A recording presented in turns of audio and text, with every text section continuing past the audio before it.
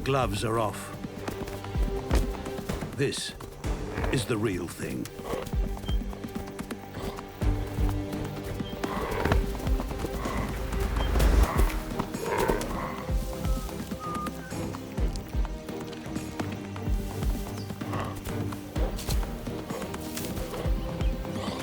Now almost 3 foot long, his tail is 7 pounds of pure muscle. A firm anchor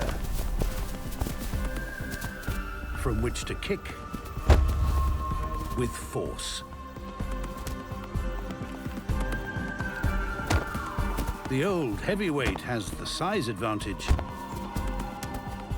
but the young contender has stamina on his side.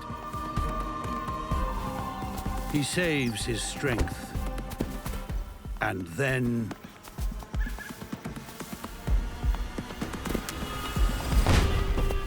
lands a punishing body blow.